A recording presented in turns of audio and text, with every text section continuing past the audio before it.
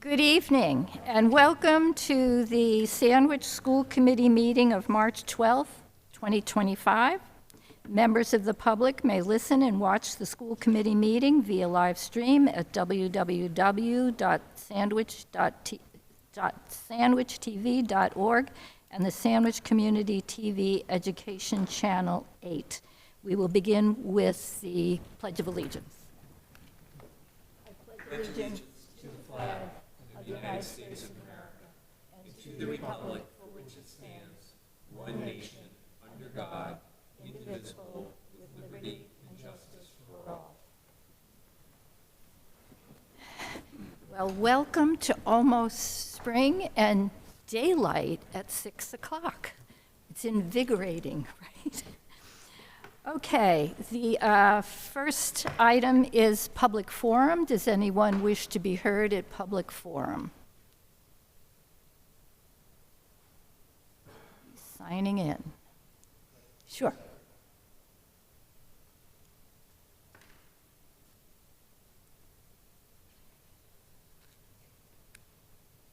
We're 5 minutes, right? 5 minutes. And as you're signing in, just a reminder that we'd like you to limit your comments to 5 minutes per our policy. Thank you. Just state your name and your address or where you live. My name is Ryan Landon. I live at 3 Greensward Circle. I stopped by tonight. I recently pulled my paperwork to run for a school committee, and before I do my campaign video, I just wanted to confirm a couple of things. The very first budget meeting I attended was Joe's first meeting. It was January of 2022. And we were told that the school committee's votes for the budget, they don't have any power. Is that still true? Sir, this is public forum. This is your opportunity to make a statement or list a concern. At this time, the committee doesn't engage with you in conversation back and forth, but if you would like to send some correspondence asking a direct question, we can find the answer for you. Okay, I was under the impression per the school committee rules that I was allowed to ask a question of the chairperson only. You can ask me a question, but Okay. Do you guys still vote on the budget? we vote on the budget, and we did vote on the budget on January 27th. this year for FY26. Yeah. Whatever the date was, you voted on it. Whatever the date was, we did vote. Do your votes count? If a veto vote, if somebody votes no, does that vote count? Anybody who present, the vote is recorded as yes, no, abstain. Understood. But the votes that are no, they don't matter. That was the impression that I was given at the last budget. The chair can respond at discretion. I can email you directly if you prefer. You're asking if a vote counts. I'm asking if a veto vote counts. If everybody on the school committee voted The vote no, it options, doesn't matter. if everyone voted no, it does matter because the noes would carry. Okay, that's different because the chairperson at the time in 2022 said that the veto votes did not carry any power. Cannot speak off the top of my head, so if you have a formal question about something that happened 3 years ago, then I would appreciate it if you correspond with me. I hope that it did change, and I hope the no votes would count towards a... If, in fact, a majority of the committee voted no, those present voted no on a matter, then that issue does not pass. Okay, good. That's why I want to check, because I want to make sure I wasn't misinformed. Somebody from the town called me, and I voiced that as a concern, and they said, well, we don't think that's true, and I just wanted to double check. And the other thing, the last meeting that I attended last spring, it's been a while since I've been here, I just want to make sure that I have the statistics right, and I know off the top of your head you might not be aware. It was over 40%, but there was the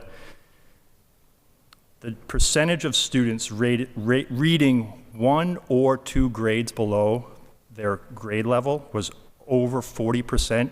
Does that ring a bell? It does not ring a bell at this time. We Okay. deal with a lot of data, and data from a year ago, I'd have to go and reference it. So if you put that in the form of a question, our secretary will capture it in the minutes, and we will provide an answer for Thank you, I it. appreciate that. Final thing, I still have some time, correct? I've just got a minute? You've got time. Okay. At the budget meeting of this year, it was mentioned that we're having difficulty with teachers finding places to live on Cape Cod because of the affordable housing problem on the Cape. And I just thought, when I heard that, however, Joe was able to get affordable housing when he moved to the Cape. I know in the past you've said it's not in your purview, but maybe how he did. I'll save it for my campaign video. Is there a question here or a No, just a- statement that you want just to a- make relative to that? If we have a problem with teachers finding places, then there are obviously ways to find teachers. I don't know how we do that without violating employee, state employee guidelines. But yeah, I guess I didn't come with the form of a question. I kind of came with just some general commentary. So Or if you're making a comment about something, that's what public forum is about. Okay. All right. Thank you for your time. Thank you. Would anyone else wish to be heard at public forum? All right, we will close the public forum. Next item, we have a couple of donations. Dr. Joe. So we've got two donations for your consideration. The first is one that is annual. It is cash and checks for a grand total of $7,631, a donation to the Jeff Hayes Scholarship Fund from the annual Jeff Hayes Hockey Tournament. May I have a motion to accept that generous donation? I move that we accept the donation of $7,631 for the Jeff Hayes Scholarship Fund. Any discussion? All in favor? Aye. Unanimous with appreciation. And the second? And the second one, again, I think you've processed probably at least the Wellness Committee. I believe tomorrow is the big day of the Wellness Fair from, I believe, 4 to 7 at the middle high school. But this is a donation for $100 for sponsorship of the Wellness Fair from Sullivan Tire. May I have a motion? I move that we accept the donation from Sullivan Tire for $100 for the Wellness Fair, as presented. Second by Byrd. Any discussion? All in favor accepting this donation? Aye. Aye. Unanimous, 700. Next up, Student Representative Report. Treya, welcome. Oh, I forgot her nameplate. She'll live with that. Oh. It's okay.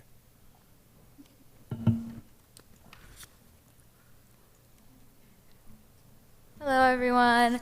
I hope that you're all having a great afternoon so far. I'm very happy that it's been brighter out because now when I come here, it's not so dark and I don't have to navigate my way. It gets kind of scary when I leave. But I'm happy that there will be sunlight out.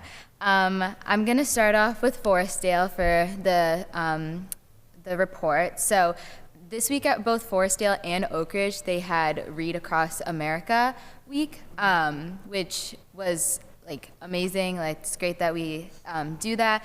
But Forestdale specifically, they had a spirit week relating to that. So they had pajama day, they had pajama and stuffies they could bring in, or buddy reading. Each day was designated to a special event, which is so great because we often celebrate in high school we celebrate homecoming and stuff like that with Spirit Week. So it's great that we're celebrating a reading week with a Spirit week as well. Recently, second graders have been learning about our largest organ, which is the skin. And also first graders have been learning about the brain and how it communicates, which and how the entire body works together. And I could not tell you a single thing that I learned in first and second grade, but that might just be me because I probably just forgot a lot. But I think that it's great that they've been learning so much about that. And it relates to, we had HOSA, which is Health Occupation Students of America, this morning, and a lot of kids in there didn't know how to draw. We did Pictionary with body parts. They didn't know how to draw skin. So at least we're educating them younger now. And Forestdale still has bus shout-outs, which encourages students to have good behavior on like their bus when they're going home. And this week's it was bus 13, so congratulations to them.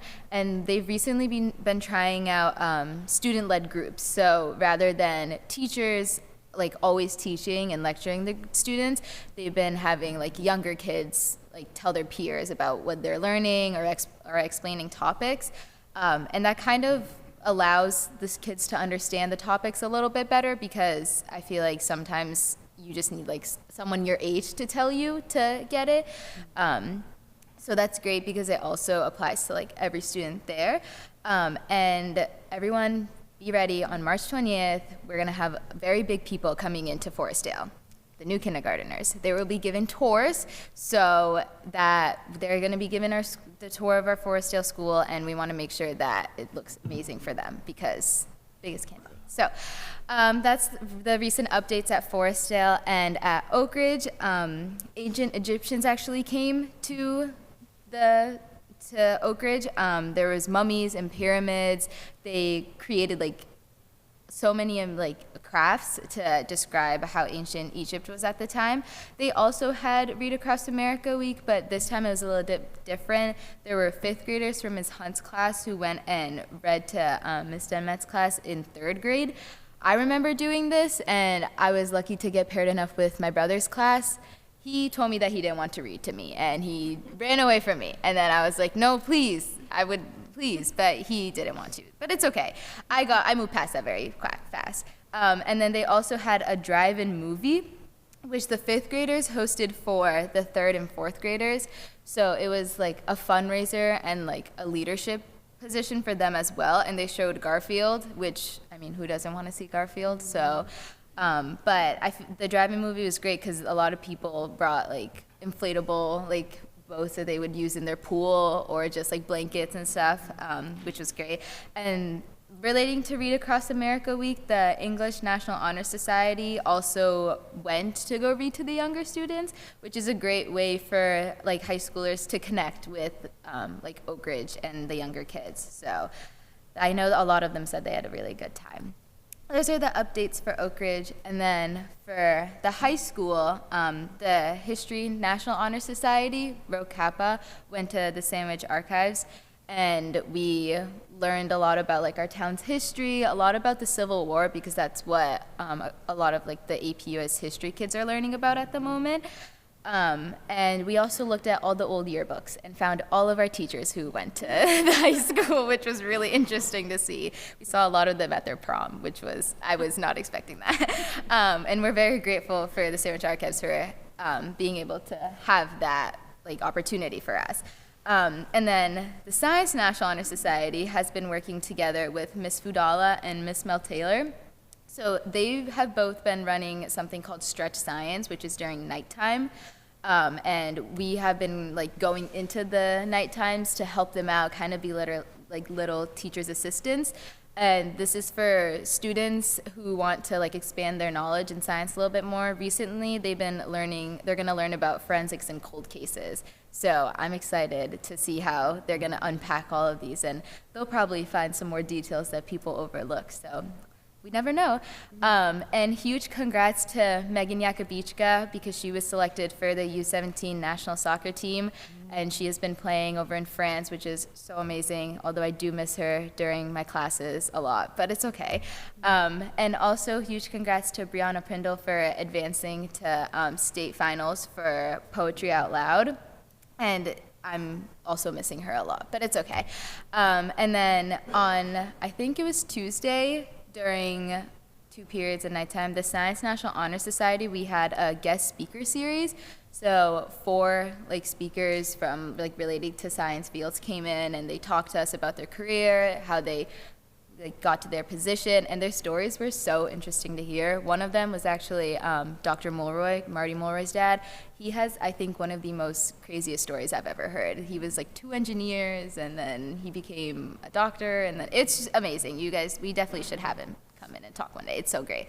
And then we also have the Finnish and Vancouver trip that's coming up. Sorry, I keep on saying Finnish trip. The trip to Finland and the Vancouver trip coming up. We're very excited. I know everyone has been preparing a lot for both of these trips, and we can't wait to reunite with our Finnish students again. So that's all I have for the report. Do you guys have any questions? Thank you very much. Thank you, guys. See you soon. All right.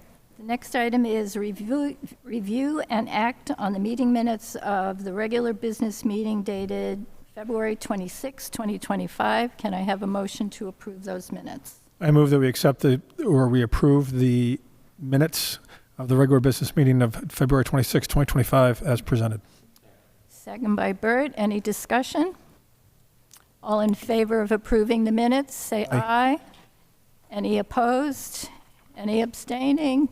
1 abstention, 6-0-1. Yay, I can add. Okay. All right, next thing, correspondence and announcements. Danielle. Just one. Any student athletes that are wishing to register for spring sports, the deadline is this Friday, March 14th. Parents, check your emails. There's been a ton of emails from Sean Donovan reminding parents. So now's the time to do it. If the teams don't have at least 10 players signed up, then sometimes they can't hold a team. They can't run a team. So sign up right now before March 14th. Tracy. It was already mentioned, but just that the wellness fair is tomorrow at 4 o'clock at Sandwich Middle High School, and it's going to be amazing. There are just so many volunteers and different organizations sponsoring, so all age groups, everyone in the community is welcome.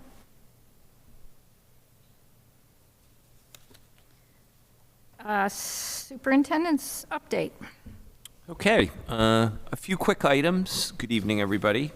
First off, I put in the packet a PDF of an email that we received last week. Great news.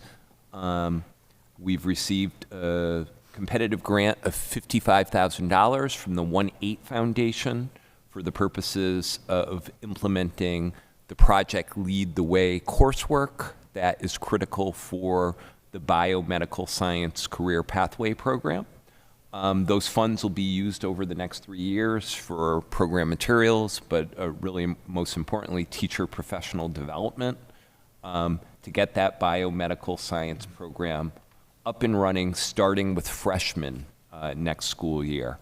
So as I say in my background notes, I think Dave Quinn has been really instrumental in this piece, like he was a year ago at the time, getting the same type of grant for the computer science career pathway. So great news. Second piece is I will get off to you as soon as they're finalized, but within the next week or so, we plan on getting kind of a quick hitter, about 15-question survey out to all of our families, asking them about things like curriculum, quality of instruction, quality of communication, facilities, and so on, for the purposes of our strategic planning. Our intent is, again, using some of the same AI tools, is to kind of very quickly put that data together and disaggregate it by school and grade. Second piece, I included in the packet a folder of all of the AI summaries of the 6 focus groups that we've done to date. As I say in the background notes, we do have, I actually should say 3 in-person scheduled additional. Coming up a week from Friday will be one at the Cal with a group of seniors at 9 a.m.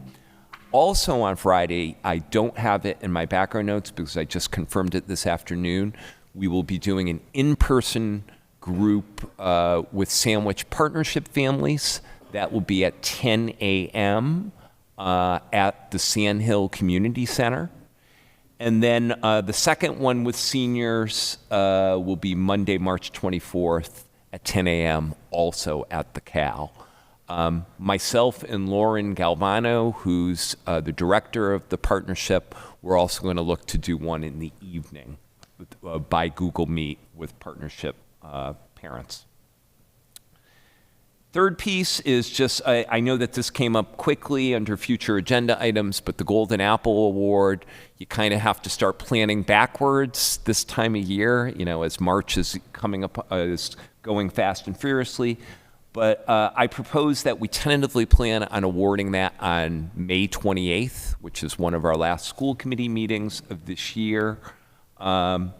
And to kind of give us sufficient time, I will put out an all call to our families exactly 4 weeks before that on April 30th. And then we can kind of, you know, think about an ad hoc committee to deliberate, you know, within that 2-week span after the all call. Okay? So think about, if those of you who would like to join that effort, last year did a stellar job. That's great. So I think Michelle has the latest update on the FY25 budget, inclusive of last month. Yep. It's the February report. As usual, we're doing pretty well. The unencumbered money is getting low, though, but we do still have over $600,000 worth of circuit breaker to use, so we should be fine. Some areas that I'm watching are extracurricular stipends at Oak Ridge School and the high school are going to be over. Again, victims of our own success, I guess. Athletic coaching and officials, I'm watching carefully. They may be over again. Utilities is doing really well. We'll stay within budget parameters for that. Transportation's fine, and I don't see any other areas of concern. Any questions? Excuse me.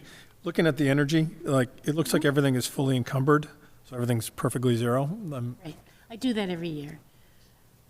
Where are we tracking? Do you have a sense? I mean, I saw my electric bill, I saw my heating do bill. have- I mean, are we, Well, we're kind of locked in, so we're not like a homeowner that's getting erratic rates every here and Right. there. So, we're staying within. We do have a worksheet that we fill out every month. The expended is actuals. We're guesstimating at the rest of the year, but we are now heading into the warmer months, so, and this is through probably, we're a month behind with utilities, so this is through the January bill. So we only have about 2 more months of like big bills, and then they'll start dwindling. I'm just thinking if we ended up, like last year, we had a surplus that we were able to transfer to facilities. Certainly, if we end up in that same boat, I would want to do that personally. Okay, Not to speak for my colleagues, but I would hope we'd be able to do something like that. absolutely. And you mentioned stipends, excuse me. Brain kind of froze up there for a sec. We did start to, we did have that discussion in the fall. That's probably something the policy committee needs to revisit before next fall. I think the policy committee is well overdue for Meeting. Meeting, yeah. a meeting. Just saying. Before,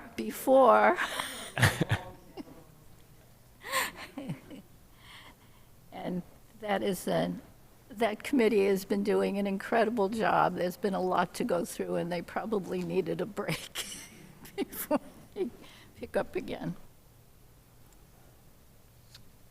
Any other questions related to the budget? Okay, moving right along. Old business, the iReady benchmark assessment data. So this has come up a couple times, and I do think that it's useful to kind of visit this because I do think it's a snapshot of how our kids are doing. You know, there's educational guru who always talks about too often when we give tests like MCAS, they're more of like an autopsy. It's like you're looking at how the student did well after the fact. And I like to view iReady as kind of more of the physical exam. And I think in many places across the district, teachers are working in teams to use this data in a very smart, targeted, useful way. So I think, as I say in the background, I like the simplicity of this, and I shared in the packet reports by school, and then I think it has a breakdown by grade for the reading and math. So we give it to all kiddos K through 8 in math, and then 3 through 8 in reading. At Forestdale, as I explained, we started giving something known as the early bird reading screener. Last school year, Massachusetts state law stated at early elementary, you have to start assessing all kids K through 3 for dyslexia. So that's why we're giving that early bird screener, which is also an early literacy screener. And I think rightfully so, the Forestdale team felt giving 2 types of assessments would be a lot for our youngest students. So if you kind of look at this, this is the beginning of the year is the lower bar, and then the higher is the most recent, and I think the most recent window, correct me if I'm wrong, Jen, was kind of mid-February? Yeah. So real simple, the green represents either on or above grade level.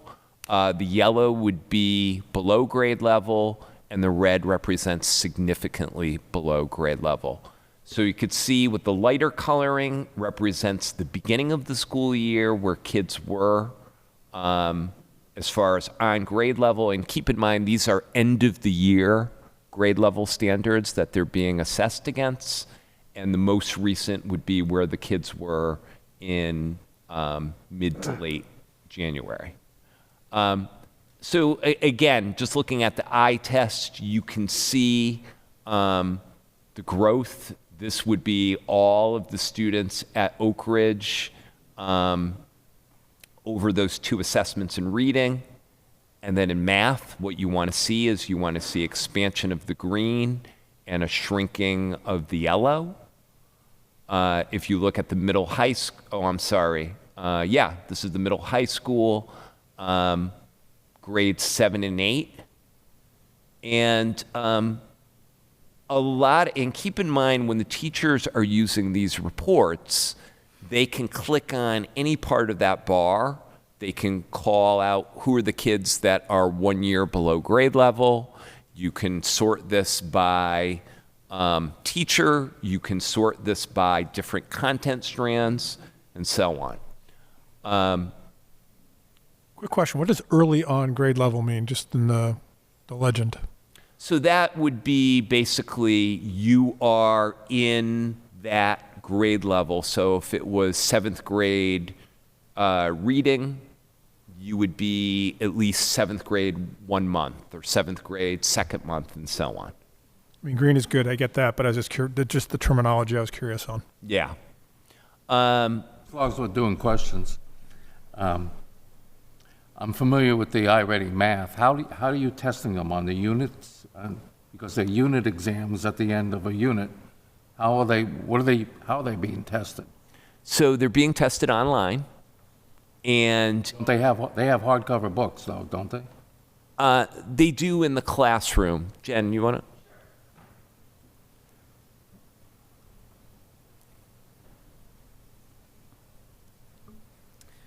to? So the data that Dr. Maruschek is sharing tonight is the iReady diagnostic. So that's what we give 3 times a year. And it is related to our math program. We use the iReady math program, but the assessments are very separate. So there are many, many districts across the country that use iReady solely for these diagnostic assessments that they give 3 times a year, like we do. And they don't necessarily also have iReady math. But all classes don't progress at the same rate, so you test them all at the same, not all kids they're going to be at the same point, not all classes. So these diagnostic assessments, the math and the reading, they're adaptive. So as the child is taking the test, if they get a question wrong, it takes Yeah, I know what takes adaptive them down or up how it works. in difficulty. So they're all getting a different version of the assessment, even though they're taking it at the same time. And realize, Bert, they're taking it within a window of time as well. It's not rigid in that everybody at How 9 long, how wide is that, how wide is the window? 2 weeks. Okay, that's, Weeks. Yeah. Ideally, there are many students that will finish the test in one class period. There are many students that will finish the test in a class period and a half. So ideally, you have consecutive sessions, so that it's usually absences that would cause somebody to stretch it out over 2 weeks.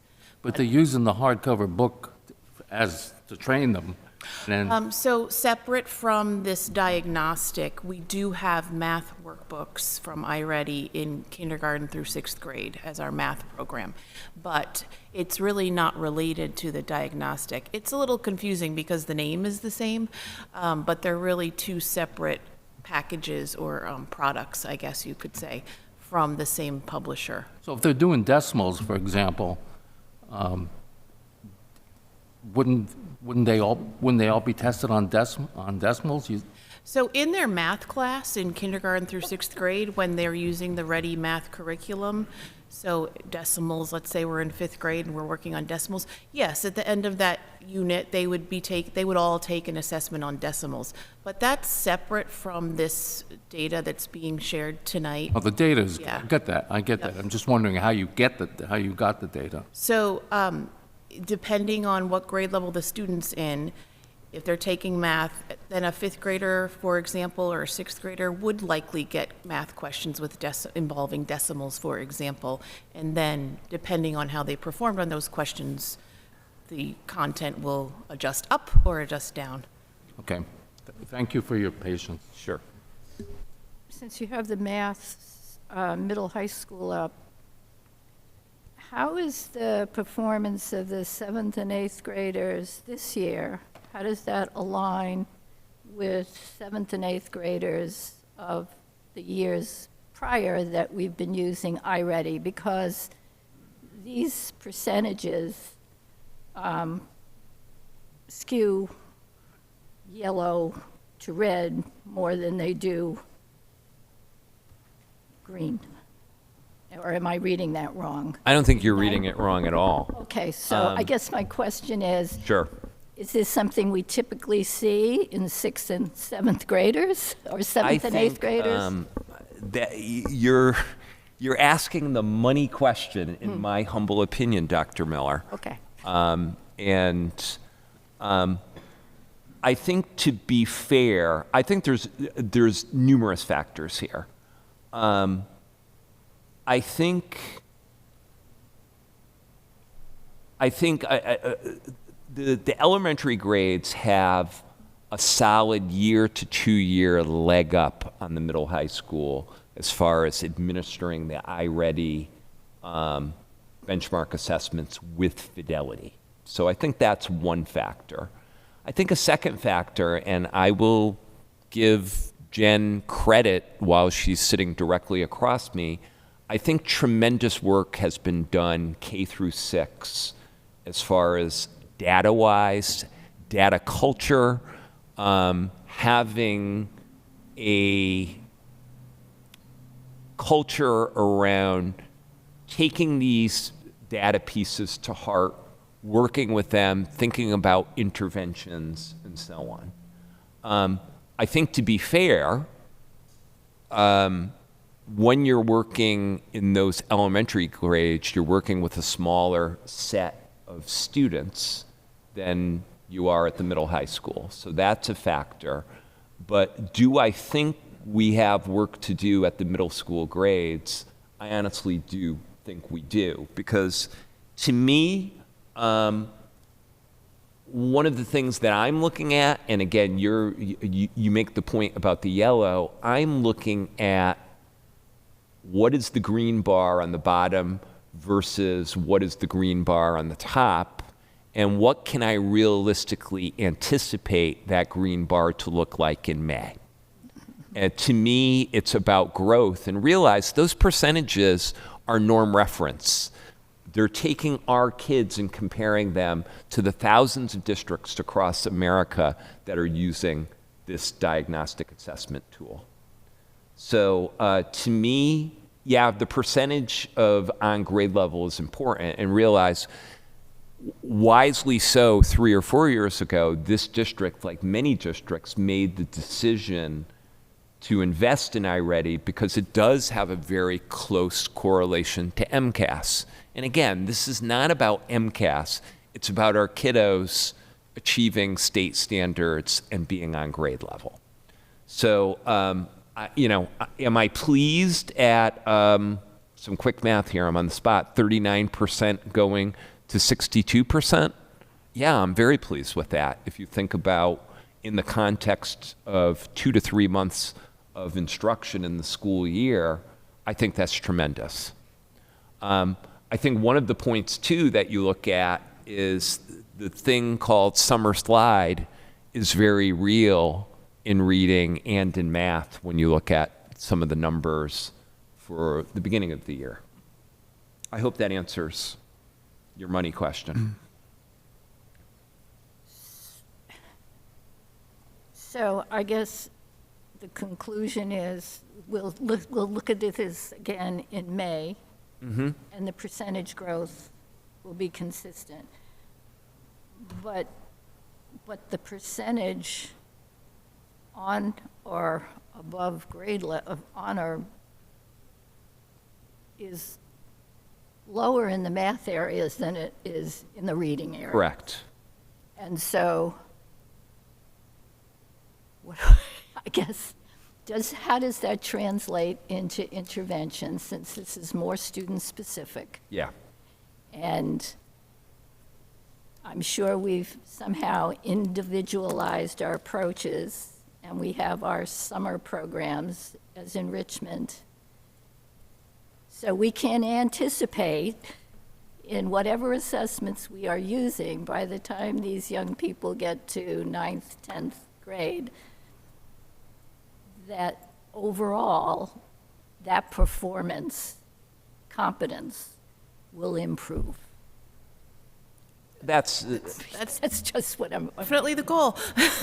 that is the intent, and again, this is just a JPEG of a screenshot, but if we were on the live portal and I clicked on the yellow, that's the 22%, I would actually get a list of those actual kids. I could find out who those kids' teachers are, which sections they're in, and so on. And I think I talked about having that data culture where, as a teacher, you're using this and you're taking it to heart. You're internalizing. You're knowing who those kiddos are, and realize for each of those kids, you can get a report on what was their strong suit. Do they struggle with measurement? Do they struggle with numbers and operations or statistics and so on? So again, this is only one tool, but I do think it's a very powerful tool, and I think it merits us visiting this and talking about this. Kaylee. Am I reading it correctly that only 357 out of the 875 students were assessed? Yeah, because That's reflective of, the 875 in grades 7 through 12, and we administer in 7 and 8. It actually only goes up to 8th grade, the No, that makes assessment, sense. I yeah. was just want to make sense of that number. Thank you. Yes, it is, it does throw you off. we didn't allow a bunch of kids just to blow it off. Yeah. No, that's fine. Other comments, Christine? So, two questions. First, I'll start with math, since that's kind of where we are right now. So I understand that progress monitoring is different than classroom assessments, right? We're not talking, we did this chapter on long division, now we're being tested Right. on long division. This is, I'm measured against grade level standards and how close I am to meeting those grade level standards. Given that, are there accommodations for students with disabilities provided on this, or is this a strict measure of this is your actual skill? So any accommodations that are on a student's IEP are upheld during iReady testing. So for example, if a student has a reader for math on their IEP, then there is a reader for iReady through the headphones. Test setting and things of that nature, yes. Okay, so that doesn't account for unaccommodated needs that students might have and why they might fall in the yellow or red because they have needs that aren't. Correct. So my other question is about and tell me if I'm skipping ahead because I know that we have the different assessment, the early bird? Yes. Sure. For a reading. I had a few questions on that one. Is that reading assessment in particular, is that for K-1-2, is that also a computer administered? It is computer-based. It's individually administered. So we actually have our literacy team and our intervention team at Forestdale goes into every classroom and administers to every student in the building. Individually? One-on-one. Okay, so there is some adult kind of, and adults are listening to children, that's part of it, which I think is a great benefit, so that's awesome to see. How do you see that initial comparison between what kind of data you're getting from iReady for the first and second graders versus what you're getting on Early Bird? Is it similar enough? So we started screening our K-2 students a year prior for the early literacy screener, commonly known as a dyslexia screener, but it's really early literacy. A year prior to DESE making it a mandate, and we were utilizing iReady for that. And they do have their own screener. If a child is flagged in the red or the yellow on the data that you just saw from iReady, then there are more tasks, and they're not computer-based, they're one-on-one. We made the switch, so that's what we did 2 years ago. When the mandate came out from DESE for K-3 students, we made the switch from the iReady screener to Early Bird because DESE has a short list of screeners that meet their approval, and iReady for dyslexia for early literacy as a screener was given partial approval, and Early Bird was given full approval. Early Bird has been developed at Boston Children's, so we just felt we wanted something that was fully approved. So it actually gives us more information on more discrete literacy skills than iReady does. Excellent. And then my last question is, and I'm sorry if I'm jeopardizing everyone's time here, but how overall do you see the screeners reflecting? So not necessarily the Early Bird, because you do have human-to-human assessment in that regard, but how reflective do you see the screeners reflecting actual in-class work? Question being, especially at the middle school level, the data is only as good as the data that's going in. Right. There's some kind of acronym for that. Garbage in, garbage out. And to get students at different age levels to take assessment seriously, especially when they can click on through, is certainly an ongoing concern. How well do you think that's representing the true needs of students? So we do sometimes get certain students' tests will be flagged as though the program assumes that they rushed because of the time they took on each item. If there's a large discrepancy between their winter score and their fall score, like a discrepancy going in the wrong direction, then that would certainly be a flag for us to take a second look.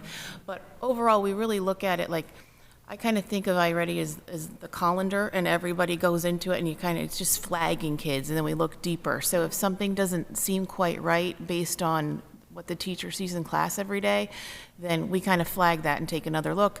Even depending on the age of the child, talk to them about, how did you feel this went, or did you feel like you were rushing? Was there something tricky about the platform?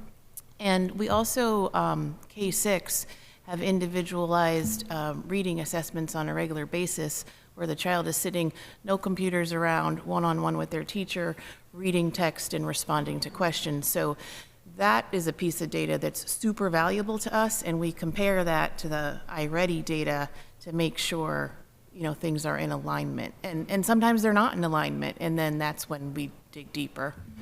So for the most part, we find it to be accurate, but there definitely are little scenarios every time we administer that we say, okay, we need to take a second look at this group of students.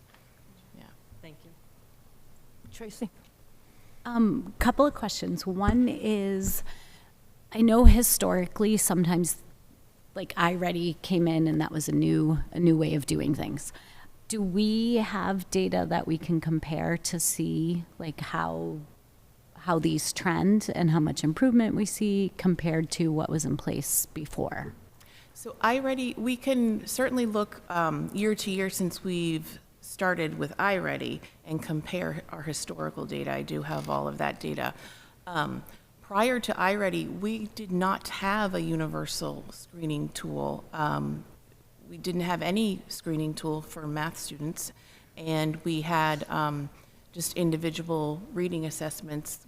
Back when we used to use Fountas and Pinnell, we had their assessment system, which was a one-on-one, have the child read aloud to you and respond to questions and take notes on their accuracy. So we have spreadsheets as kind of now it seems archaic, what we were using before, but literally we would cull data on spreadsheets that teachers would put their individual data into. So we feel much more empowered with the data sources that we have now.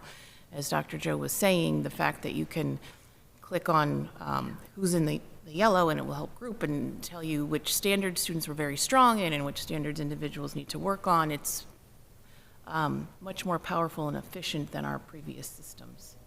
And do we have a sense of when we're thinking grade level, above grade level, compared to what was in place before iReady? I guess that's what I'm...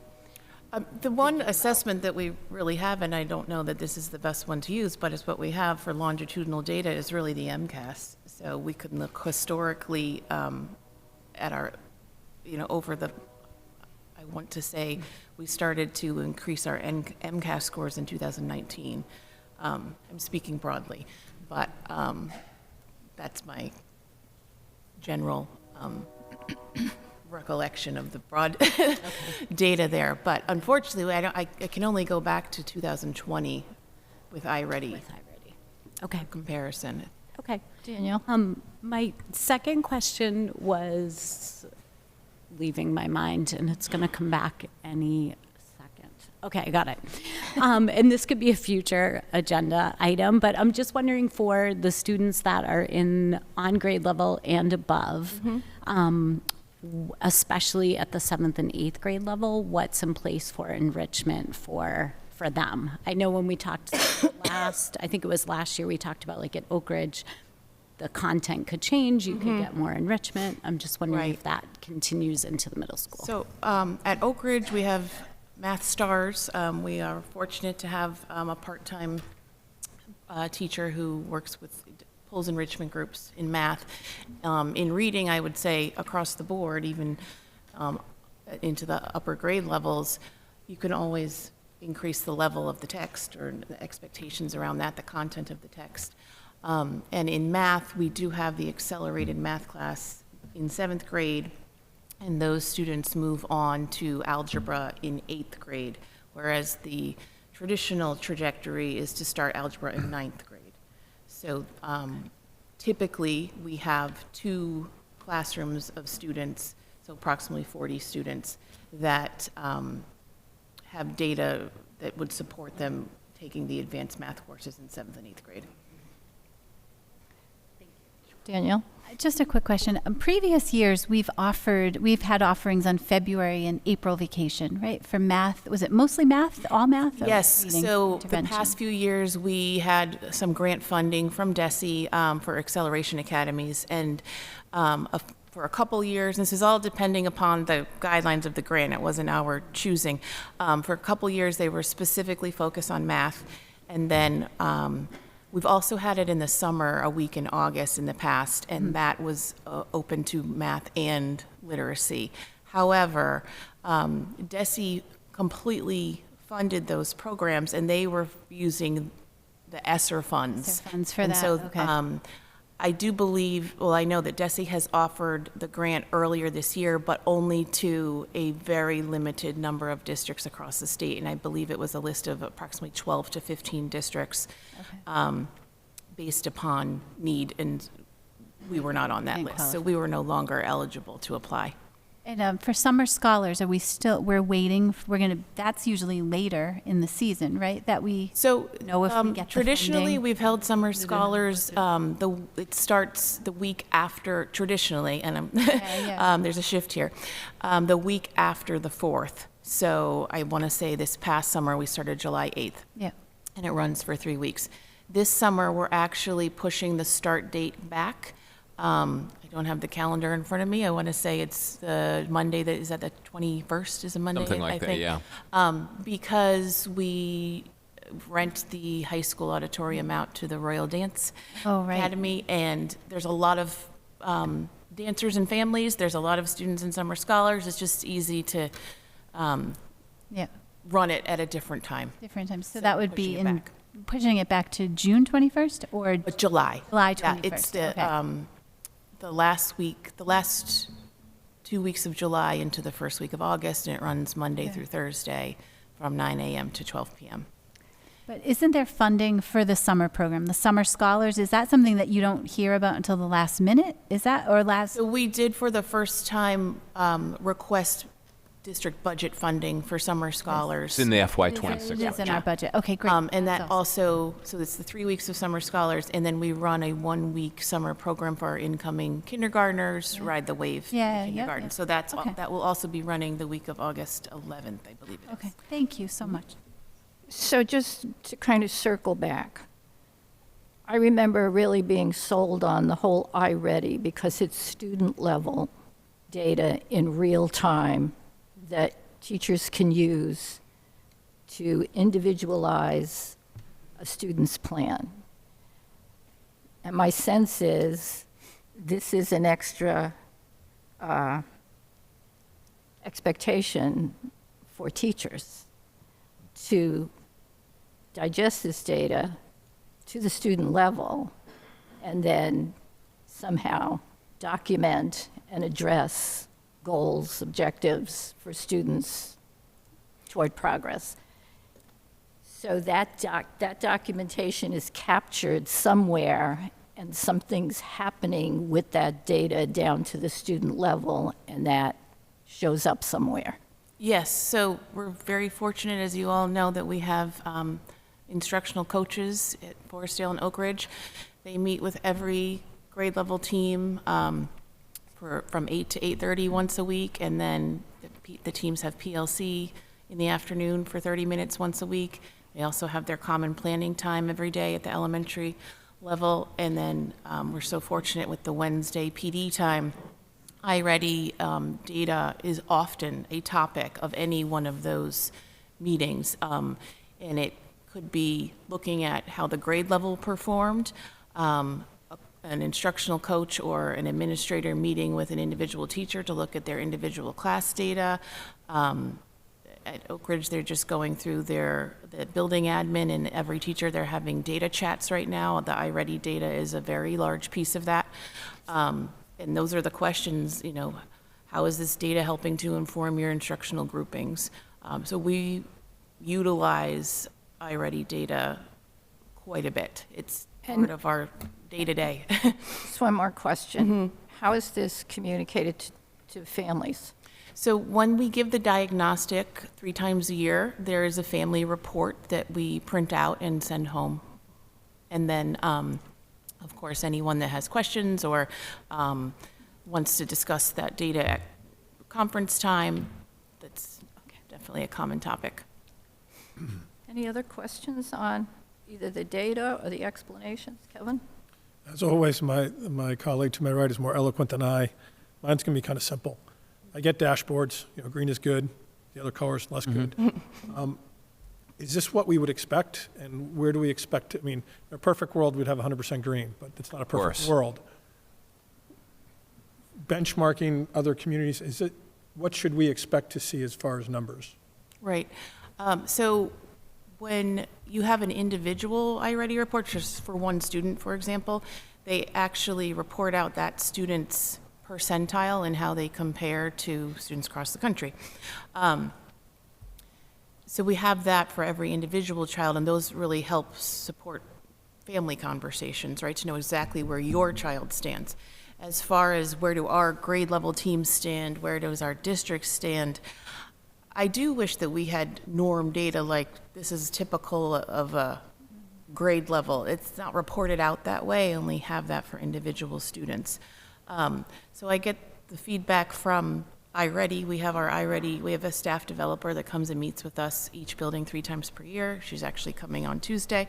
And they kind of say, in comparison to other Massachusetts districts, they're always wowed by not just our students, but our teachers and the questions that are asked in PD and the growth that they see. So that's more subjective feedback in that sense. But we're always, as you said, ideally we're looking for 100% green, right? I have never seen 100% green, but sometimes we get really darn close by the end of the year. And then it just helps us highlight, okay, going into next year, we know who we need to still keep a real close eye on. So I don't have a hard number. We're always aiming for 100%. It's the best answer I have for you, but the feedback I get is that we're doing quite well. You should see where I go into other districts. That's what the staff developer will say to us. And you can see how individual students are moving from here. Yes. Yes. Somewhere over here. Yes. On the individual student level, you have very detailed, specific data. I mean, I can see the growth. I'm just, Yeah. the way my simpleton brain works is like, what should we expect to see come May? But I'll hold that question for May, maybe. I understand what you're saying. It would be nice to say, oh, should you expect, 40% in the green in the fall and 20 in the yellow and so forth. But that's not information that. I'll re-ask in May. Thanks. Yeah. So just one more. In the fall, you've got the summer melt, right? Right. Whatever you call it. Slide. Yeah. Slide, that's it. And that's understandable. So it takes several months. So fall is early. The winter one, most recent one, you got on track back in when? November, maybe? October, November, you're back on track. So that's when the real progress for grade level starts to happen.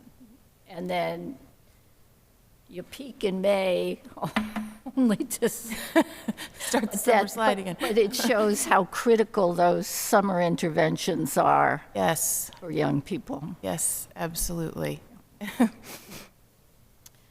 Keep fighting the good fight. It's really interesting. Interesting data.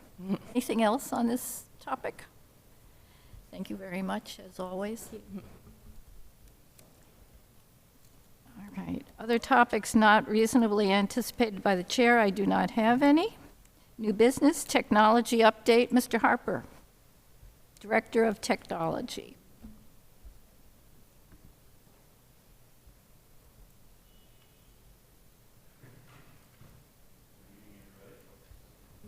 Good evening, everybody. Hopefully we get as many questions as Ms. Kirk did, because I'll just cover a few things that basically we've been working on since the last time I was here, roughly this time a year ago. Some of the things that we were planning then that we've completed now, and just give you an update on a couple of those. So the first big one were our security updates. So the big change there primarily is that safety and security has primarily been facilitated by the facilities department, and so it's always been they house the security officers, and so they've handled security. And what we found over the years is that they just, they do a great job with security, but they're not so great about handling servers and, other things like that. And so it's not that they don't have people on the staff that know electronics and that kind of thing, but they just don't, it's not their primary concern. And so one of the things we tried to do in this last phase was to sort of go at it together. And so my group has been leading some of the deployment and build up and installation of all this equipment, and then we are maintaining that equipment as a service, and then facilities is the primary user of that service. So like they handle all the door controls and door fobs and who can fob in and out and when they can fob in and out and that kind of thing. But we're maintaining that equipment and making sure that it's receiving updates properly and that we're backing everything up and all that kind of stuff, which has not been there in the past. So I came to this project this summer for the first time doing this kind of stuff in the district here. And so one of the things we did was sort of like looking at what we had in place and looking how we can make it better. And so we just pretty much started from scratch in the sense of what we had was still analog and older, and lots of things were out of date. And so we looked at a few different manufacturers and decided on a vendor that we wanted to move forward with, and then basically started over for the most part. So we basically started the whole district. We started primarily at the high school. We wanted to make sure that we had a good layout of plan, and then the biggest thing was the addition of security cameras and looking at all where we had current views of security cameras in the district. Was the view acceptable or not? Was the type of equipment that was used there acceptable or not?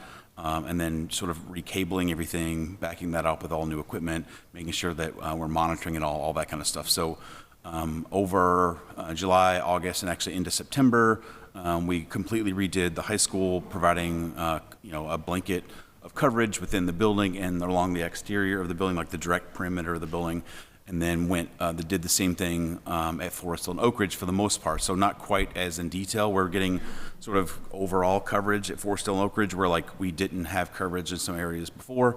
That doesn't mean we have those two buildings completely blanketed, but we do have a good idea. We can see a good idea of what's happening in that building, and then also adding perimeter support directly around the buildings. The next piece to this setup is to basically live with that for a little while. So we've only really had that running for 6 months or so. So living with that and seeing where are folks that are using the system all the time, where are there deficits that we need to fix, and then looking at the deficits that we knew we had before we started that we just couldn't fit all into phase one. And primarily that second phase is extending out from the perimeter of the building. So looking into parking lots, entryways, our sports fields, or like at Forest and Oak Ridge, we have these large, expansive, just open fields. And we occasionally do have people in there doing things that they shouldn't be doing. And we want to make sure that we can sort of protect the assets that we have in the district by maintaining security across the board. So we implemented the phase one. We got everything pretty much running early mid-fall. We've been using it for a little while, and then we're still sort of making changes. This next phase will sort of do the same thing. So we'll plan to, all of that's been gone through with Joe and Chris and Capital. Assuming that the capital gets approved, we'll start that project in July. We'll implement July and August, and then hopefully we'll have all that stuff ready to go as we move into the next school year in +26. The next big change we did this year were printing upgrades. So we've had Xerox printers in the district for the 10+ years that I've been here, and they were fine for a long time. We had a local vendor that we really enjoyed, and if we had issues, we could call. He was downtown Sandwich, and we would just call him up, and he would come and fix it. He, lucky for him, retired, but basically all that great service went with him to Florida or wherever he goes to fish, and so we weren't happy with the support or the machines that we had earlier this year. Early in the year, we had a lot of complaints that actually came up to it was made its way to Joe, and if like tech complaints make its way to Joe, that's like not good for me. And so we want to make sure that we could do the best we could. And so Michelle approached me and basically said, hey, we've got a vendor here that's looking to come in and sort of take over printing in Sandwich. And so one of the things I wanted to do was vet them. So I met with other people that are using them. We made a road trip down to Barnstable, who just had a full implementation of the same system that they received. And we agreed that everything was good, and we started rolling that out when was that? Like before Christmas sometime, I think, right? And so one of the nice things is we have all brand new printers. Every printer in the district pretty much that's the big multi-use printers is brand new. We have a new simplified printing system in the district now. So instead of like the big problems we had where, you know, I'm a teacher, I'm in my classroom, I send a big print job down to the library, and then I want to go and grab that print job on my way to lunch or whatever, right? When I make it to the library, I realize that 10 other people had already done that, and now there's now 2,000 pages ahead of my print job, and I don't have time to wait for it, so I'll just go to the next printer and I'll print it again. But then ultimately what happens is my print job will come out and I'll grab it and I'll leave and go to lunch, but it also came out that printer in the library that I sent to previously. And so when I was going around to the district and I was just cataloging like the different kinds of printers we had, everything, there was always these piles of paper everywhere that had everybody's name on it in terms of like this is someone's job that didn't get picked up. And it's just a lot of waste. So we're wasting toner, we're wasting electricity, and we're wasting paper. And so the new print system is nice in the fact that basically I don't have to, when I print something, I don't have to print it to the library anymore. I just print it to printing. So it's called Sandwich Print Anywhere. You just print it to anywhere, and then I can just walk up to any printer I want to in the district, and basically I tap my badge on the machine. It pulls up a list of any jobs I have available, and I have them print in front of me at that time. So if I were to go to lunch to the library and I see that that machine is busy, I can just go to the next machine and print them out there. I can print jobs from my office to central office and pick them up at the high school for a meeting. It's like really easy for me to jump around and do whatever I want, and sort of everyone has that access. And so the biggest benefit there is cutting down on waste so that we don't have all those piles of paper laying around the machine with cover pages on them saying, this is teacher so-and-so's job that got printed earlier and they don't have. So it's still a little early in terms of seeing exactly how much waste we're going to reduce. The other problem is with some of the older systems we had, we weren't capturing all of the copy data. So I was able to see how much printing was happening, physical printing, but if someone printed one page and then made 1,000 copies of that one page, I wasn't privy to that data as much. We were able to see overall how much copies were made on every printer, but maybe not by that particular person. With this new system, I can see sort of what everyone's doing all the time, and then we can sort of compare that over time. But we can also probably look at mostly how many reams of paper, how many boxes of paper we're going through, and that will be the biggest tell in terms of like how we're handling that.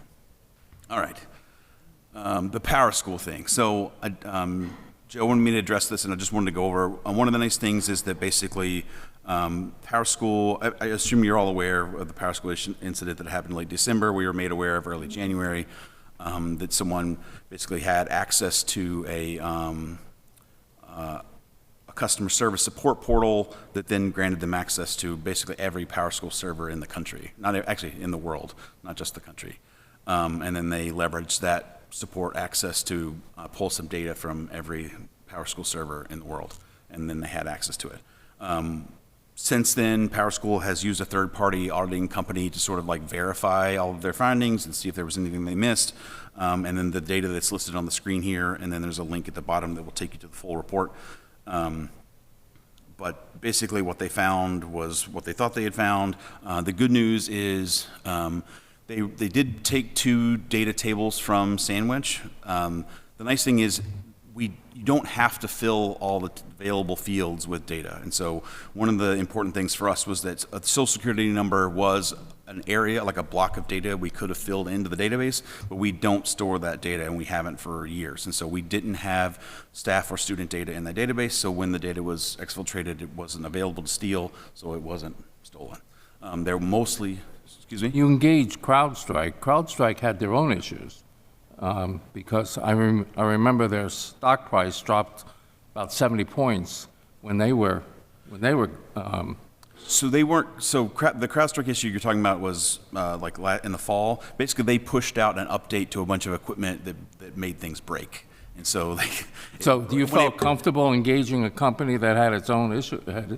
So they applied a software patch to a bunch of systems, and the software patch broke some things. So that was different. It broke a lot of things. I mean, we're not leveraging CrowdStrike at all. We don't have any accounts with them. We're not paying them. We're not doing any business with them. You said you don't have any accounts, but you said you engaged them. You must have paid them. Power School. Power School did. Oh, Power School at the company reached out to them. Our school's handling this whole issue. Power School engaged CrowdStrike. Correct. Not us. Not us. Sorry about that. Never mind.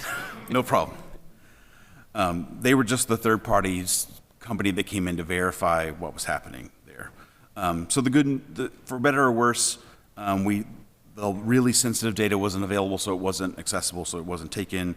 PowerSchool is still, if you want to jump to the next slide, Joe, PowerSchool is still basically saying that that data was never went anywhere. We were, offered a ransom to destroy the data, and they paid the ransom. And as far as they know, they had evidence that the data was destroyed, and it never went anywhere. So it was never available, even though the data wasn't that bad for us.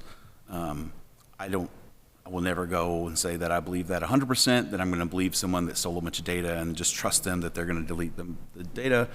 But that's what they're saying too. CrowdStrike does have mechanisms to sort of like look at the dark web and that kinds of things, and data brokerage places to see where data is for sale, and they currently have not found any of that data from this breach in any of those places. So at least from that point of view, it's not available. And they have no other evidence that basically there's any other reason to believe that this will continue with the systems that they audited. So the unfortunate thing here is that regardless of all of the policies and procedures that we could put in place, this would have happened no matter what we did. So the way that it happened was from the backside, and even if we would have hosted all of our own data internally, that still wouldn't have prevented this person with that particular access to gain access to our particular server. So, there is a concern, sort of to your point, Bert, about like how can we trust these companies if we're going to move and have them host all of our data? How can we assume that they're going to have our best interest at heart? And we would assume that a company that's worth billions of dollars could do a better job with locking down servers than my team of 2 people. But and so Come back, and their stock price is back all the way. Right. So I guess my question, did this whole event with PowerSchool kind of facilitate some churn in the industry? Are other products becoming more competitive as a result of that? So there are a few companies in the field in terms of like providing an SIS, a student information system, to schools, but PowerSchool is by far the biggest percentage in terms, I don't know the exact numbers, but just from working with my colleagues, I know they are by far the biggest player in the game. Aspen is probably the next one, mostly because they're founded in Massachusetts and they have a big reach here in Massachusetts. So among colleagues in my circles, that's probably your number 2 because of that. I don't know how big their spread is nationally, but in the Northeast at least, it's a big deal. And then there's always a bunch of other smaller ones that are doing their own thing. But I keep seeing people like, joking is not the best thing, but I called one of my colleagues that basically had just switched to PowerSchool with like a few months prior to this happening, and I was like, are you happy about the move that you made? Or are you not happy about the move you made? But I was just ribbing her a little bit. But I know but the point of that is that I know a lot of people that are moving in this direction just because they're such a big company now. They're offering so many services. They're offering competitive services, and a lot of the products that they have are good. And they're owned by, I think, Bain Capital. They're trying to make money. They're trying to grow their company, and they're doing that mostly by acquiring other companies that are doing things in the field that are good and bringing them into the fold. So you're getting updates on a reasonable to patch things proactively. You see that with PowerSchool. Yes. So we do that all the time, and they host the data for us in a server farm somewhere else, and they will apply critical patches when they need to. They'll do it in the middle of the night so it doesn't affect our usage. Occasionally, when they will need to bring down large groups of servers, they'll let us know that there'll need to be some sort of outage. But even then, it's like 2 or 3 in the morning on a Saturday, and I do occasionally share that data with the district to say that there will be some service impact, but most of the time it's not going to impact us. There are occasionally times when something sort of like really scary comes down and we need to do that immediately, and we'll take things offline during business hours to do so, but that's pretty rare for the most part. Any other questions for Mr. Harper? Oh, more so, I'm sorry. Just in terms of like how, like a reaction to reacting to that kind of incident, things that we've been doing over the past year or two. We've completed, so like I was just looking at my slides that I showed you last year, and so one of the things then we were planning this rollout of strong passwords in 2FA. We've already done all that. We're planning this list of prioritized issues to address. We've already completed all those. We were working on an incident response plan, but we've completed a draft of that. We're also, basically the best thing that we can do is to have our staff be as knowledgeable as possible, because a lot of these attacks will come through, like the PowerSchool thing came through a compromised credential. We're not for sure exactly how that happened exactly, or at least I'm not for sure how that happened exactly, but most likely it came through either some sort of data leak or someone clicking a link in an email and then someone having access to their machine that they shouldn't have. And so one of the things we try to do on a regular basis is go and talk to the teachers about these kinds of problems and how they can better protect themselves. And so I just finished this like cybersecurity roadshow where I went to every building and I met with all the teachers and talked to them about issues. And we also sort of quizzed them on sort of common things that might catch them on. And they did really great, to be honest. If I looked at all the data in terms of how they answered all the questions that we asked, and they did, for the most part, they seem to understand what's going on. They understand what sort of like a phishing email might look like, or at least the signs of what a phishing email might look like. And the good sort of like other side of that is that I get people almost every day sending me something that says, hey, I got this email. Does this look good to you, or does this not look good to you? And like as many times as I have to go back to them and say, no, that's totally fine, I would much rather them ask than not ask. And so I've always told them, like, I would much rather you come to me and tell me that you messed up or you did something you didn't mean to do than to come and like 6 months later and we come to you and say, we know that you did this because we traced the trail back to you after the fact. And so we've told them that we will like make no judgment, come to us with any of your things, and we will we'll help you as best we can. So just in terms of potential challenges that we see from a technology perspective, again, trusting data with trusting vendors with our data, and sort of how we can make the best choices we can to do that. I think this is probably a one-off. I mean, unfortunately, it is a wake-up call for PowerSchool, but they are, as a result, making a bunch of changes that would have prevented this kind of thing in the first place. It's just too bad they didn't make those decisions sooner. We talked about the second one here in from the budget perspective a few months ago, but that as more devices sort of become smaller computers or become license-based, basically like this phone that used to just be a phone, it would last 20 years until like the physical buttons fell off, now is a small computer that requires a license to work, and if I don't pay for the license, then they don't support that computer anymore, and so therefore I can't use it, or it's not safe to use. And so that kind of thing where using something until it dies is harder to do than it was in the past, and ultimately will mean that it will cost us more because we have to replace that earlier than we might normally have before. And then the last one is just sort of digital creep, which is like this stuff is everywhere and people are getting it all the time, and so teachers are finding new apps and new things, and they're like really eager to use it with their students. And we sort of like were part of that conversation that I had with teachers when I met with them in January and February was, just because you have this fantastic app doesn't mean that you should use it immediately, so maybe you should check with us. As I've mentioned at this table before, we have partnerships with student data privacy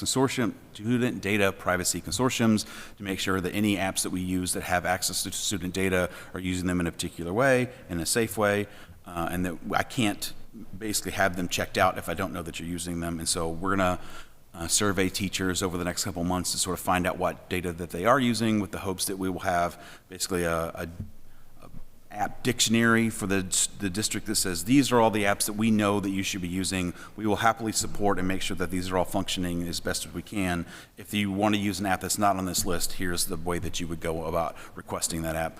Those are things that we don't currently have in place, but we'd like to have in place. And so that's sort of what we're working on now. But I think that's everything. Any other questions, comments for Mr. Harper? It works a lot. It's all the time.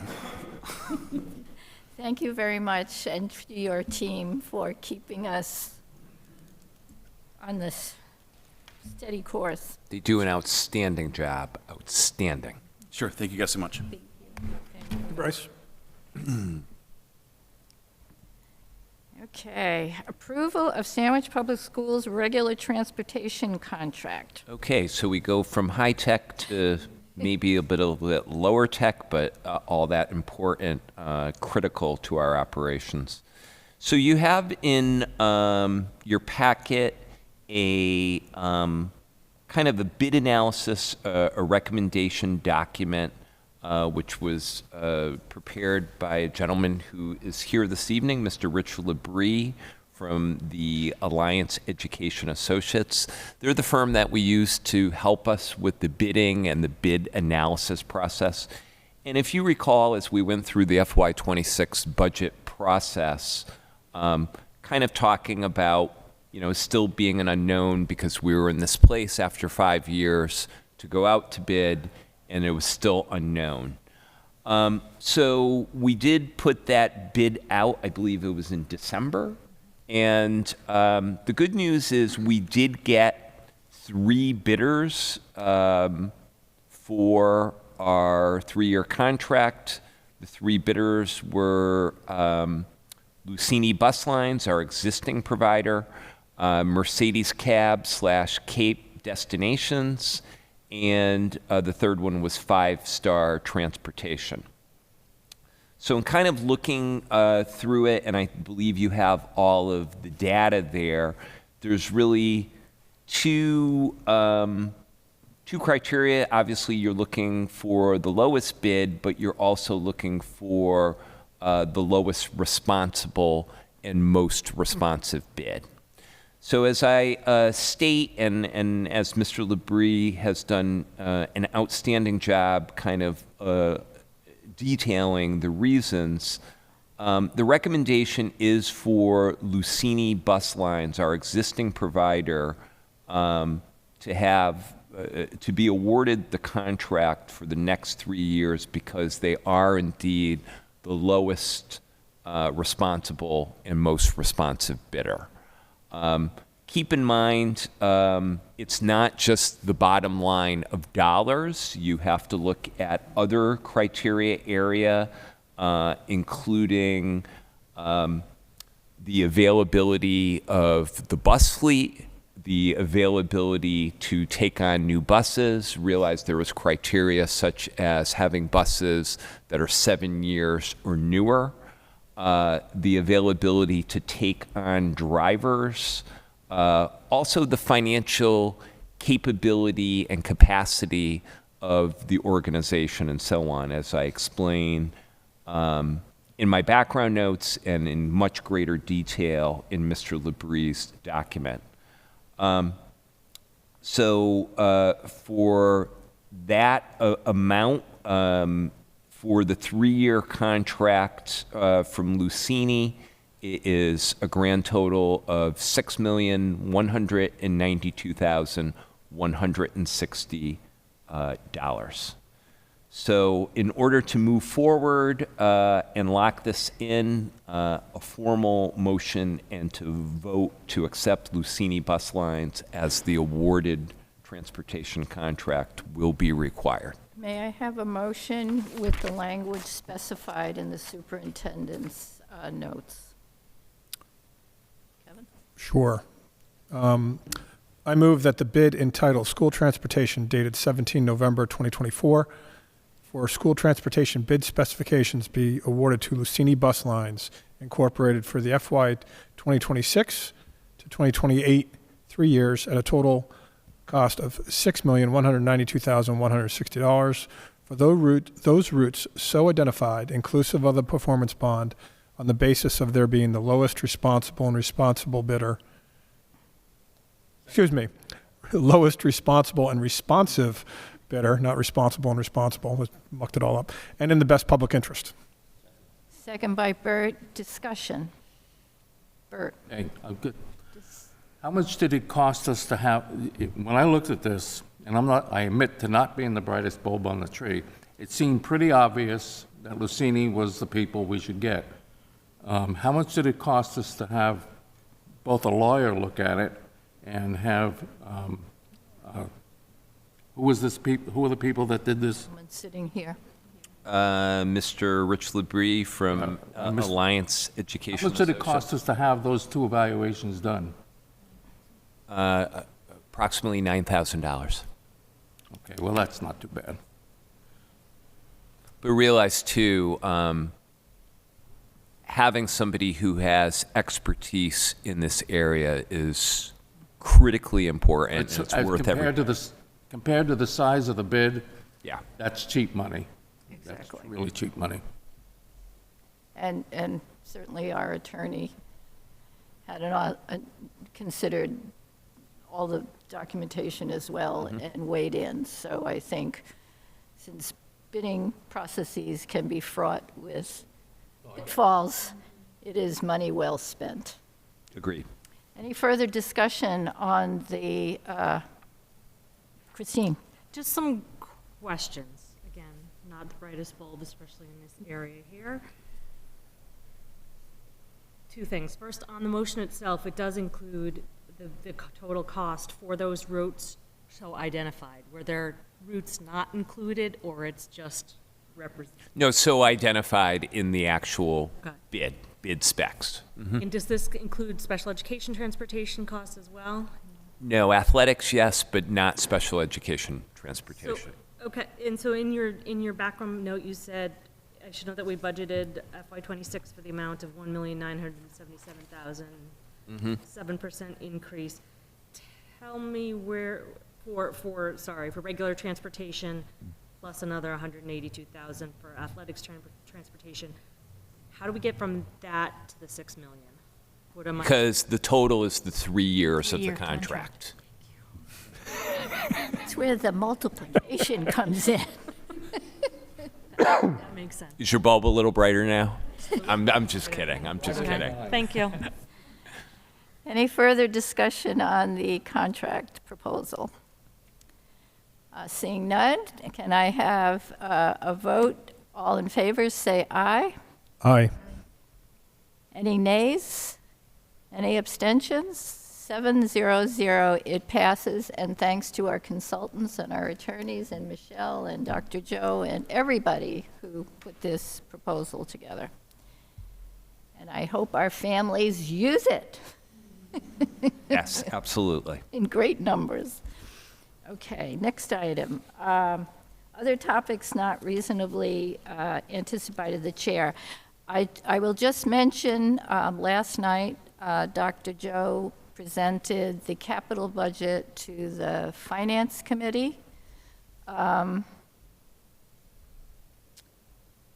Relatively little discussion by most members of FinCom, by my observation. It was clear to me that, I'm just assuming here, that by some of the questions that there were members of FinCom that did not fully review the material on the 21 questions. How many questions? 18. 18, only 18. And between Michelle and Dr. Joe, putting that report together, what was the guesstimate on numbers of hours to assemble that and all Probably the... approximately 20. all the links. So my point is, if you have not reviewed that or people are asking you questions about that, anything we need to know, anything the public needs to know about the FY26 request, other data related to enrollment, expenditures in maintenance and facilities back to 2019 is there with hot links. So it is a tremendous resource for the committee. I would say that there was particular comment by a couple of the committee members recognizing the department's efforts in the area of career-enhanced educational opportunities. And we followed the Upper Cape Tech budget presentation. So that was they always love that. So they were, I think, several members were quite complimentary of our district's efforts in that area. So, do you want to add anything to that? No, I think the two key projects are, again, related to safety and security. First, as Bryce alluded to, an investment to enhance our exterior security cameras. We will have dramatically better coverage of our campuses. We will also have some key features like coming into each of the schools, a security camera that also has a license plate reader. And again, this is 1%er type stuff. You know, we made it very clear that this isn't Big Brother type thing, but it's emergent technology that's available. And the second piece, starting the first phase of doing the locks, classroom door locks at the high school. We completed over February vacation that project at Forestdale. It's anticipated that we will be doing Oak Ridge during April vacation, but realize there's significantly more doors at the middle high school. So it's going to be done in phases over 2 years. Our total allocation for those two projects is approximately $400. It was a relatively short presentation. We talked about some of those other projects, targeted projects with the $150,000.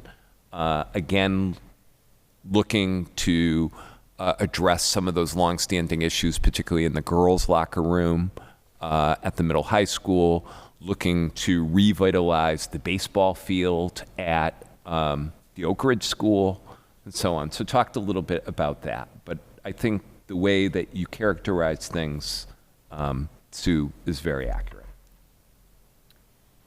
So, moving along, subcommittee reports. Any subcommittees to report? No subcommittee reports. Liaison Advisory Committee reports. I have one quick from the CPAC. It's next Friday, March 21st. It's at 9 a.m., the same time that the strategic plan will be at. We'll be meeting at the Cal, but the CPAC is going to have a coffee and conversation at Cafe Chew, March 21st, Friday at 9 a.m. Just for the members, we talked about meeting with our school committee, student advisory council. I put forth via Joe and when Shreya was here earlier to meet prior to our next meeting, March 26th. I kind of offered that we would come to them. That would be like at 4:30 when then we do the quick curly shuffle, hard stop at 5:30, then come down here, just out of a courtesy to go to them. They actually said, well, we all have our licenses and it may conflict with some after school activities. So they may come here. We'll confirm it before the next meeting, but just put a hold on your calendar that we might be meeting earlier. Okay, the warrants. May I have a motion to approve the warrants? I move that we approve the warrants signed by, as presented and signed by a majority of the school committee. Any discussion? Oh, I need a second. Bert? Yes, Bert. Bert seconds. Any discussion of the warrants?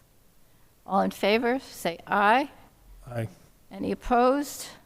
Any abstains? 700. Thank you.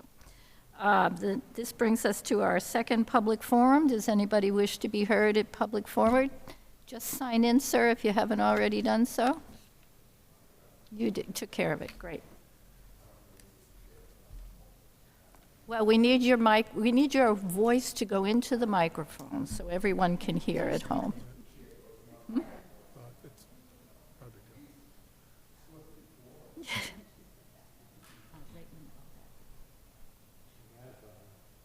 There you go. Thank you. My name's Bill Lucini. I own Lucini Bus Lines. And I wanted to just tell you how happy I am with the vote and that you have the confidence in us to do the job. We've been here for 5 years. We enjoy it. Okay? We're hoping to continue. I did bring Sam Knight with me tonight. She's your manager dispatcher over there. I have my son William with me, who someday will probably be sitting here in the near future. He'd like that. But anyways, I just really wanted to thank you. It's been a long hike, and we're going to do the best that we can for you, believe me. It's great to be part of the community.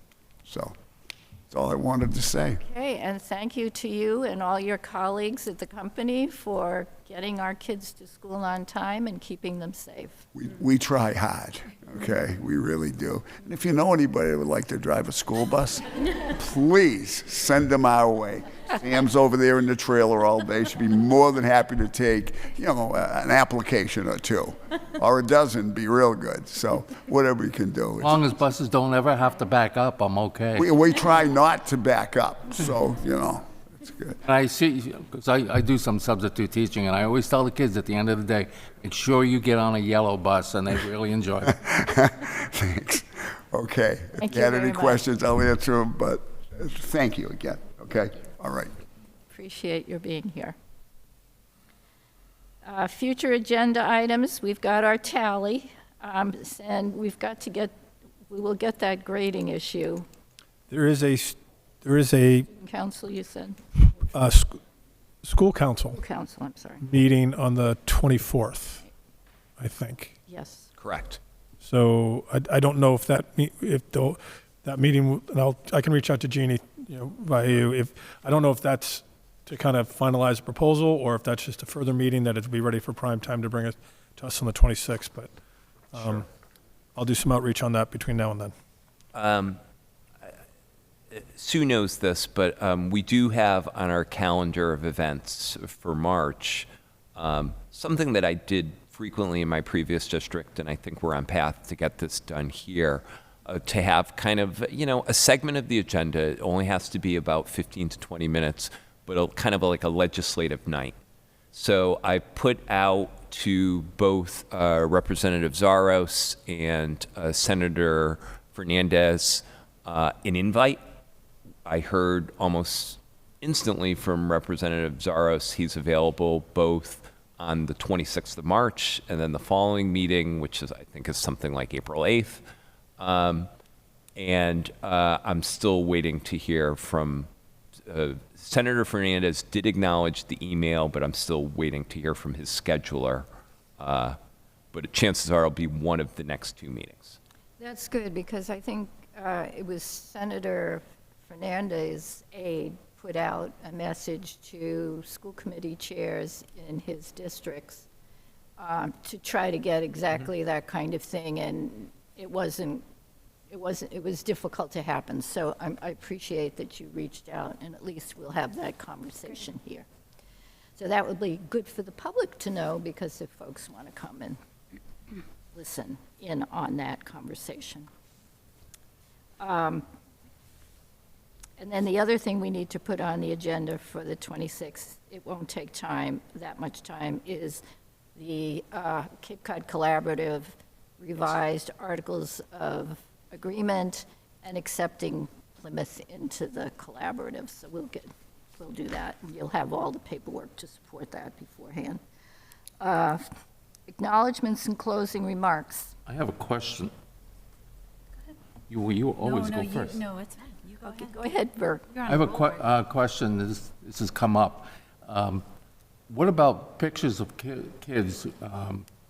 Is someone comes up to kids out playing out on a basketball court and takes a picture and publishes them? Do our what's the legal requirement there? What's the obligation? Something like that should not be happening. If you're just talking about John Q. Citizen Right. randomly taking a picture of a kid, usually what we have is we do send out with all of the beginning year information a parental consent for photography. And it's explicit in that it would be used for things like, for example, Blue Night Highlights that comes out on a weekly basis to ensure that, there's a picture of JT or something like that, or for a social media post, but realize that's within the school district world, so to speak. So for each of our schools, we have a do not photograph or video list, and that would be for students whose families have explicitly stated that they do not want their child's image or video to be used, or to be publicized in any way, shape, or form. So someone comes along and publishes a kid's picture was taken on school grounds and publishes it. How can we control that? Is there any possibility? And I assume some of those, first of all, some of those kids, that isn't for our school's purpose, generally speaking. Yeah, I think it is. I think you have to look at context.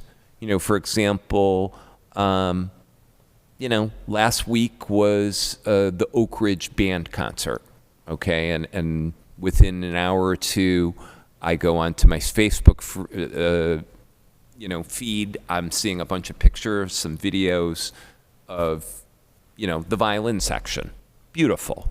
Now that is kind of like a common sense context that chances are that was a parent trying to capture their child and, maybe their child's friends and so on. So that's something that's understandable. I think the issue would be somebody capturing images or video that may not necessarily have a connection to our district, to the school, and so on. Why are they doing that, and for what purpose are they doing that? We have any control over that? In my opinion, yes, we do. Okay, I'll leave it at that. Mm-hmm. And I do know for a fact that Dr. Joe is going to follow up with the situation. Thank you. I have an acknowledgement. Tonight we are graced with the presence of an award recipient, our Select Board Chair, Charlie Holden. He received the Sandwich Chamber of Commerce Civic Leadership Award tonight before coming here. So I just wanted to congratulate you, Charlie.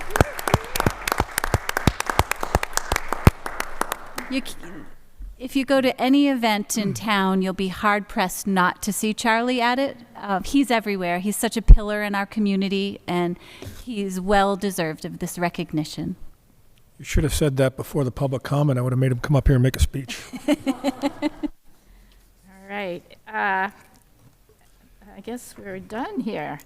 May I have a motion to adjourn? I move that we adjourn to our next regular business meeting of March 12th, 2025 at 6 p.m.